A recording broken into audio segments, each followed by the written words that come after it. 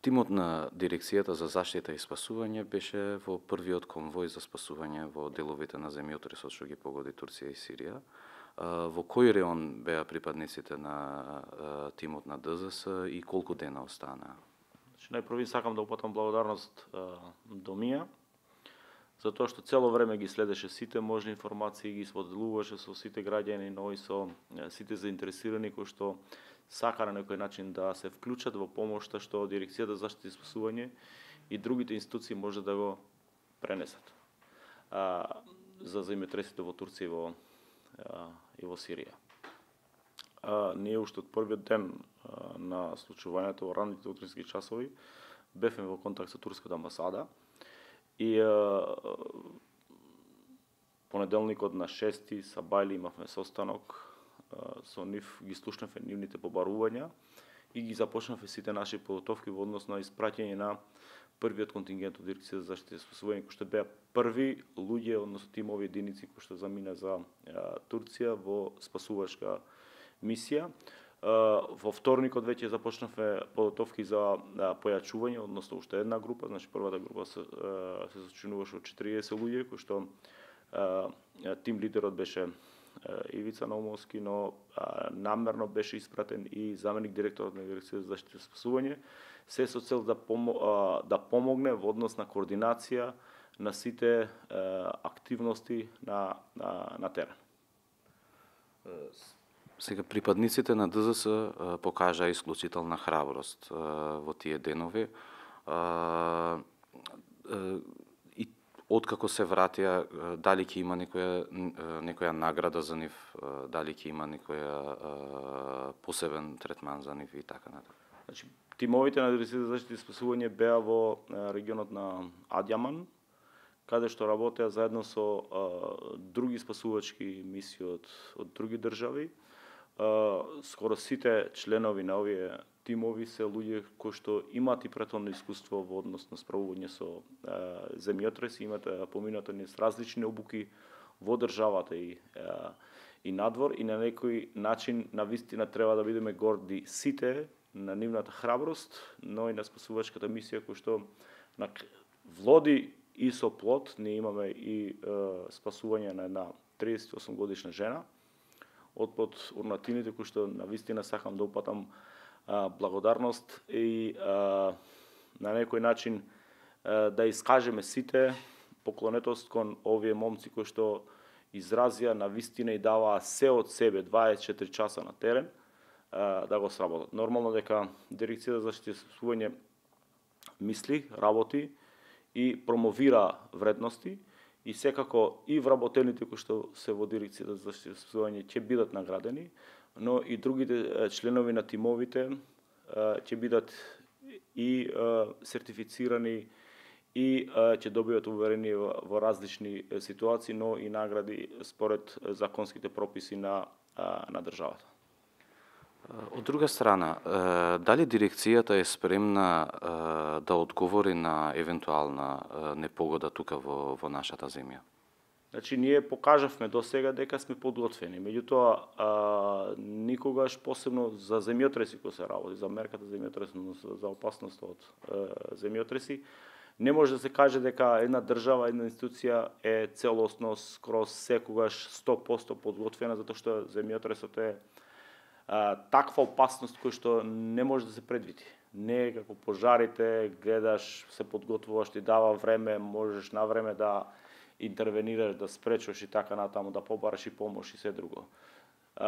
Поплавите исто така. Значи, кај земјотресот веќе действуваш од како се случило,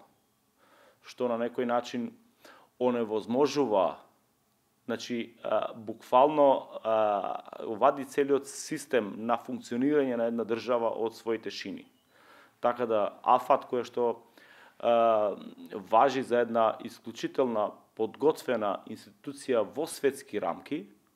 значи побараше, односно веќе го подигна нивото на помош, на барање на помош на највисоко ниво, затоа што последиците беа катастрофални. И ова на некој начин покажува дека колку сме на некој начин и немоćни, без разлика што имаме многу ресурси, без разлика што имаме, може да поминеме и с многу обуки и така натаму, посебно за земјотресите бара посебно внимание, односно бара мерки кои што треба да ги намалат последиците во случај на земјотреси. Сега, кога сме кај намалување на овие последици, ние навистина може да бидеме горди на неколку работи во Скопје, затоа што после земјотресот од 63-та во Скопје е градено квалитетно. Кога веламе градено квалитетно, во однос на цврстина, на издржливост од земјотреси. Барем овие работи ги потврдуваат и ИСИС и другите релевантни институции кои што ги дават потребните дозволи и ги вршат потребните контроли и проверки во однос на издржливоста на зградите, на објектите кои што се градат не само во Скопје, него во целата држава. Но секако дека ни недостасуваат, односно имаме проблеми во други области, каде што навистина сакам да упатам апел и навистина сакам да покренам на некој начин внимание кај населението, затоа што треба да бидеме сите критичниот глас, да не се дозволи, не само институциите, верувајте дека нема никогаш да ја завршат својата работа до крај, ако и граѓаните немат свој глас во сето тоа. Ако и граѓаните кажуваат дека има една девијантна појава кој што човекот и покрај тоа што ги добил, односно ги прикажал сите работи на хартија, еден одреден инвеститор во еден одреден објект, тој гради спротивно на сето тоа. Со тоа што загрозува во однос на земјотрес кој што може да не се случи да се сруши објектот или зградата, но може да се срушат други објекти кои што се постари на истово место и на некој начин да нема пристапни патишта за цистерните, за возилата кои што им може да им доаѓат на помош на граѓаните во таквите моменти. Значи, навистина сакам да кренам внимание во однос на ова прашање, затоа што посебно последните години е зголемен, впрочем на тоа му помогнат и некои, би рекол,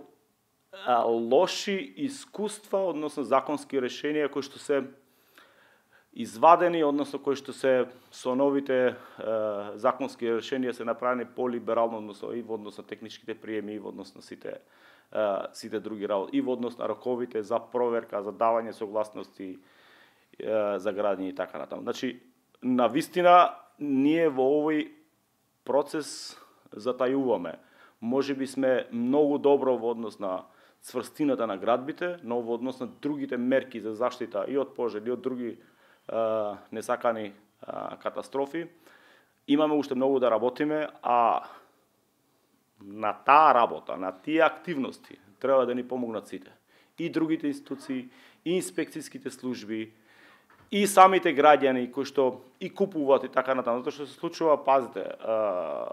и покрај тоа што има закон за куќен совет, има државна институција за домување и така натаму, ние имаме различни згради кај што буквално нема ниту еден хидрант или црево, или помошните скали се зафатени од различни приватни така натаму, зашто навистина луѓето се си гледат низ призма на своите бизниси и на своите интереси и корист. Но не размислуваат на она што е општествено добро. И во однос на тоа сакам и да повикам и према медиумите да направиме една заедничка кампања, да ја покренеме свеста, затоа што свеста навистина у Скопје останало само кај старите луѓе кои што се навикнали да видат хидранти, да видат помошни скали и некој веќе ги зафаќа. Имаме различни интервенции, верувајте, на дневна основа кај што побаруваат помош од инспекторите, да се изврши надзор или пак затрупан од жак на некоја зграда или објект. Значи, еден од станарите го затрупал својот оджак и сега чадот дише, односно мирисе на другите, што е многу лесно може да дојде до пожар. Во такви околности и кој што на некој начин може да загрозува не само една фамилија од тој стан или од соседниот стан, кај што пошто чадот мора негде да излезе. Значи, оние загрозуваат цели семејства, односно неколку фамилии кои што живеат во истиот објект. Што би предлагале како конкретно решение за решавање на сите овие пропусти, одеднаш да има некое решение?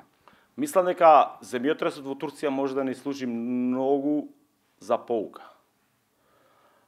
Дека не треба да имаме двојби во однос на цврстината на градби, но треба да ги провериме другите, како што кажав, треба да ги провериме другите услови врз кои што се градени, широчината на пристапните патишта, помошните скали, лифтови. Оти пазите се, има случаеви кога инвеститор ти доаѓа и ти каже дека мене архитектите ме убедувале дека прописите дозволуваат само лифтови да има, два лифта да има во една зграда, кај што едниот ќе биде за движење нормално, а другиот во случај на елементарна погода. Тоа е надвор од секоја логика пред се, не од прописите, него од надвор од секоја логика, затоа што во случај на земјотрес, во случај на пожар, во случај на поплава,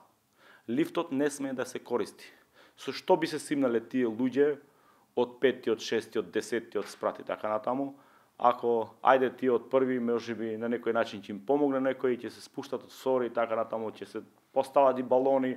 може да втори, меѓутоа од повисоките спратови како ќе се симнат тие луѓе за да се спасат во случај на една опасност која што може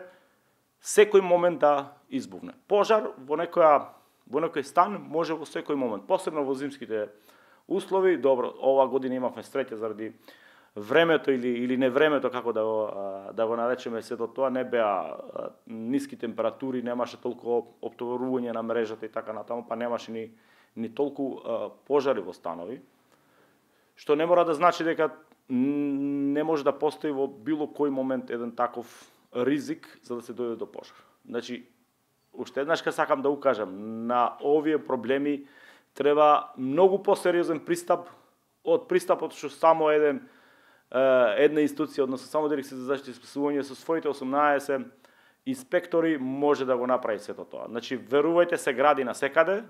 верувајте дека инвеститорите немат милост во однос на тоа што е нивни интерес, но и институциите се тие кои што треба да ги следат прописите и кои што треба на некој начин да ги натерат нив да се придржуваат кон прописите. Но верувајте, во оваа битка сме немочни и сме сами. Значи, бараме помош и од другите институции да се вклучат, но и бараме помош и нови законски решенија за истата проблематика. Ви благодариме. Благодариме на вас.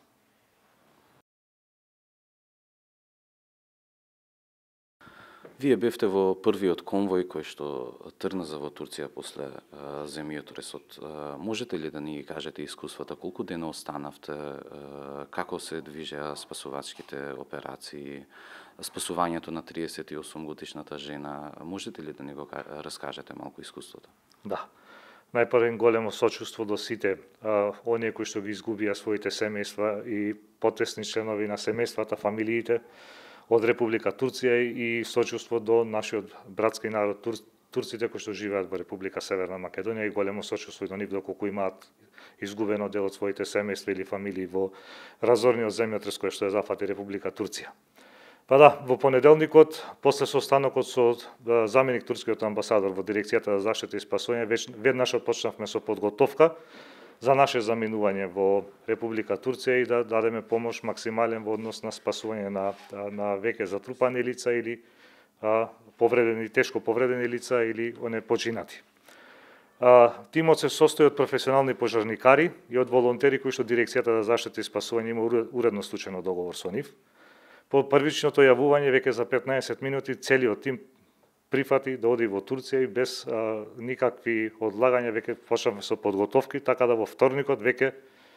се упативме према Република Турција. После поминување на граничниот премин помеѓу Грција и Турција, го имавме првичниот состанок,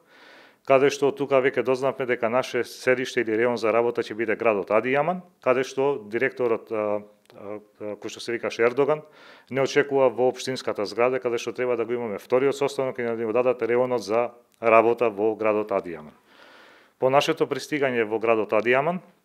Имавме состанок, го добивме реонот за работа каде што требаше да ги извршуваме нашите работни активности и веднаш отпочнавме со работа, со тоа што веќе на самиот објект увидовме 3 починати лица, меѓутоа поради безбедносни процени кои што мора да ги направиме како тим, бидејќи првично е нашата безбедност, после се доаѓа друго и нормално ако ми се повреди некој спасувач, тогаш не можеме никого да спасиме. Затоа се прават безбедносни процени, се прави анализа и се утврдуваат од кои места може да се навлезе во објектот во длабочина према внатрешност, за да може да се увидат и останатите починати или преживеани. Веќе вториот ден како работевме на објектот, при расчистување на северната страна на објектот, тимот кој што беше дел на смена, бидејќи работевме 24/7, значи немаше застој за нас таму, комплетно работевме без прекин тие денови додека бевме во Република Турција, дојде до визуелен контакт со една преживеана личност, која што беше 38 годишна турчинка. Веднаш го составивме контакт со неа на турски јазик, бидејќи имавме преземено и со нас преведувачи од турски на македонски јазик, воспоставивме контакт, побаравме помош од АФАТ, цивилната заштита на Турција во делот на медицинската помош, каде што првично ни го стабилизираа нејзиниот живот, а подоцна ние почнавме со расчистување на се што беше околу неа, за да може после 8 часа работа да ја излечеме на безбедно, да ја предадеме на амбулантната возило и потоа да се префали во болниците кои што беа оспособени за работа за време на разорниот земјотрес во Турција. Останатиот период работевме на истиот тој објект, кој за жал ние самиот објект, пошто со габарит беше многу голем, беше поделен помеѓу турски АФАТ и ние како дирекција за заштита и спасување. Не извадивме 21 личност кои што беа за жал починати, уредно беа предадени на властите во Република Турција и на фамилиите подоцна. Покрај овој објект, ние како спасувачи работевме на уште на 3 други објекти, меѓутоа таму работевме на преварување со камера, да видиме дали има можни преживеани. За жал не успеавме во тие 3 објекти да најдеме преживеани, току лоциравме повеќе мина мртви личности таму, каде што ги информиравме турските власти дека на тие објекти нема преживеани, со тоа што нивните екипи дојдоа подоцна, каде што почнаа да ги расчистуваат и тие објекти. Во однос на мандатот на првиот контингент кој што замина во 38 лица, ние бевме 8 дена во Турција, а вториот контингент се врати 10-тиот ден, значи во Македонија, така да 68 лица кои што беа испратени преку дирекцијава за заштита и спасување, сите безбедно се вративме назад во нашава држава со големо искуство, меѓутоа и со голема тага за она што се случи таму, бидејќи по самото како работевме на самите објекти, нели отстранувањето на плоша по плоша кои што е армираниве, видовме дека тие згради биле полни со живот пред да се случи земјотресот, така да за жал тие слики цел живот ќе ги носиме со нас како спасувачи и посакуваме едноставно никогаш повторно ова да не се случи. Од друга страна, вие бевте одговорни за логистиката на целата група. Можете ли да ни објасните или да ни опишете што се беше потребно за вашиот престој таму и како се снаоѓавте со оглед на тоа што имаше сериозни прекини за снабдување на луѓето таму со се буквално? Така. Уште тим лидерот кој ги доби задачите од директор господин Беки Максути за заменување на републичкиот тим за заштита и спасување од Уртнатини во Република Турција, почваме да прибираме информации согласно и нашите потреби, кои што ја и колегата Дејан Спасевски во делот сектор за оперативна логистика имавме задача да го спремиме тимот и во делот на нивната опрема кој што е тука во Скопје во главниот магазин и во делот на логистиката. За жал, немаме комодитет логично во вакви тешки услови за работа, зашто условите се како што видовте и самите и знаете веќе по медиумите.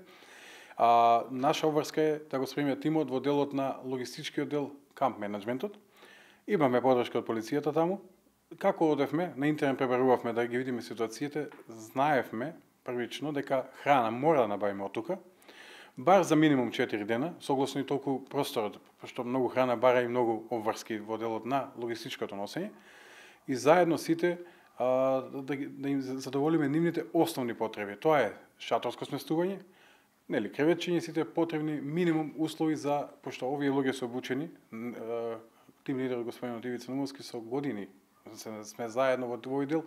и се спремни за вакви услови за работа. Голема подршка и голема благодарност за братска Турција, особено до вработените во Turkish Petroleum, кои што покрај полицијата ни дадоа да бидеме сместени во нивната база или дирекција, како да наречеме, директорат, во кој што ние го опремивме кампот, ги подготвивме нашите колеги за одмор и ја и колегата останавме во делот на безбедност на камп, за не дај Боже. И сите останати логистички потреби, сите останати денови, знаејќи дека во радиус од 200 км воопшто нема ниту храна, ниту други потреби. Имавме подршки од турците, ако треба и храна и се, имавме контакт точка од нивна страна оставена. Горе и сите останати логистички потреби ни беа благо понудени. Ние ви благодариме.